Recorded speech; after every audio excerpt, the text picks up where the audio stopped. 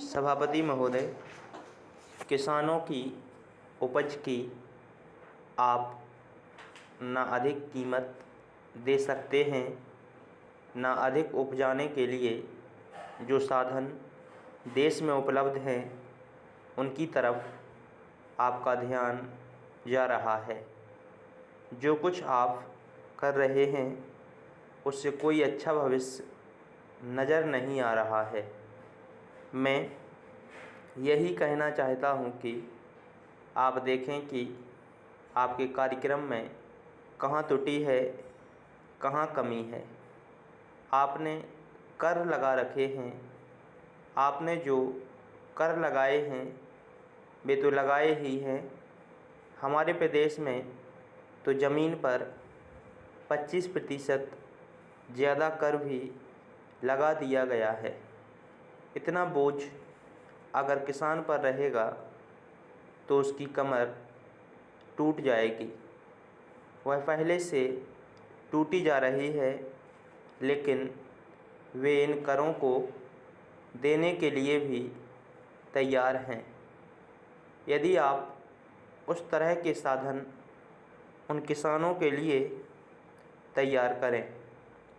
हमारे उत्तर प्रदेश के कुछ ज़िले हैं, पूर्वी ज़िले हैं, जहाँ पर बहुत बुरी स्थिति है। हमारे सदन के एक सदस्य ने रो रो कर कहा, आपको यह बताया था कि वहाँ लोगों को 2 रुपये मजदूरी में मिलता है। इतनी ही एक दिन की उनकी मजदूरी है।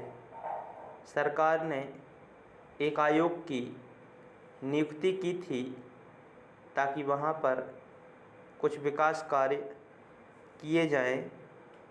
वह योजना भी अब खटाई में पड़ गई है। आपका ध्यान इन समस्त चीज़ों की ओर कैसे दिलाया जाए, कैसे आपका ध्यान इन सभी कठिनाइयों की ओर आकर्षित किया जाए, समझ में नहीं आता है। यातायात के साधनों की स्थिति यह है कि ट्रेनों में दूसरे दर्जे में भीड़ भाड़ का कोई ठिकाना नहीं है, उसकी कोई सीमा नहीं है। हर रोज़ ऐसा मालूम पड़ता है कि कोई मेला चल रहा है।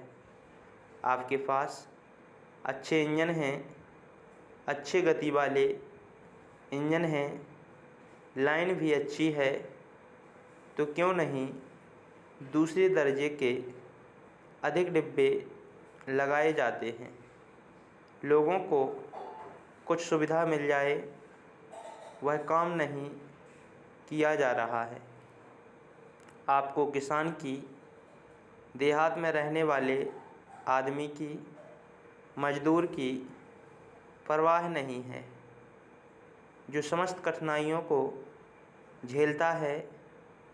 आपके सारे कार्यक्रम को पूरा करने की उसमें कहाँ से शक्ति आएगी, कैसे वे अधिक अन्न उपजा कर आपको दे सकेंगे।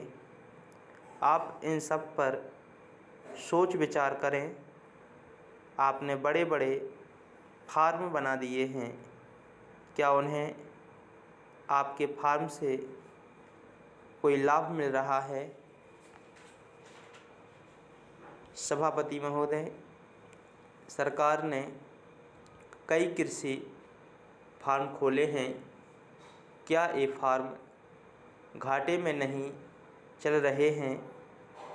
अगर सारे खर्च जोड़ दिए जाएं, बड़े बड़े अधिकारियों के वेतन जोड़ दिए जाएं, तो पता चलेगा कि ये सारे कृषि फार्म घाटे में चल रहे हैं। क्या इसी तरह से आप किसानों को घाटे पर खेती करने के लिए मजबूर करेंगे? जिस क्षेत्र से मैं आता हूँ वहाँ एक पुल बना है। मैंने 10 वर्ष तक अपनी विधानसभा में इस पुल के लिए कोशिश की है। जिस दिन से मैं यहाँ आया हूँ बराबर उसकी चर्चा करता आ रहा हूँ, बराबर कोशिश कर रहा हूँ। मैं कहता हूँ कि गंगा पर वह पुल बने। उस पुल को बनाने का आश्वासन भी मिला था। एक प्रश्न के लिखित उत्तर में यह जवाब दिया गया था, यह कहा गया था कि इसको हाथ में लिया जाएगा। अब मालूम हुआ है कि उस योजना को उठाकर ताक पर रख दिया गया है और यह पुल नहीं बनेगा। इन लोगों ने क्या कसूर किया है, यह मैं आपसे जानना चाहता हूँ। हमारे क्षेत्र के लोगों ने पाकिस्तान की लड़ाई में सरकार को हर तरह का सहयोग दिया था, हर तरह की सहायता दी थी। हमारे यहाँ के नौजवान भी मोर्चे पर जाकर डटे। जिस समय पाकिस्तान के साथ हमारा युद्ध चल रहा था तो कहीं कोई बात नहीं थी, अन्न की कमी कहीं नहीं थी। अन्न की कमी भी हमारे विरोधी साथी पैदा करते हैं, जो यह चाहते हैं कि सरकार असफल हो जाए। ये लोग जो कहते हैं उसको आप समझें। एक तरफ तो हमारे मित्र की बात है जो देश के बड़े बड़े शहरों में दंगे करवाते हैं, दूसरी तरफ हम हैं जो कि इनकी बातों को नहीं समझ पाते। इनको सभी वे लोग मिल जाते हैं जो बेकार होते हैं या जो दंगे करवाने के लिए उत्सुक हैं। इसलिए सरकार का इन सारी चीज़ों की तरफ ध्यान जाना चाहिए और उसको सोचना चाहिए कि क्या तरीका इन सब से बचने का हो सकता है। एक ही तरीका हो सकता है कि इस देश में हर आदमी को काम मिले, देहात में लोगों को करने के लिए काम मिले और खादी कमीशन की जो योजना है और जो कि एक अच्छी योजना है वह ठीक तरह से चले।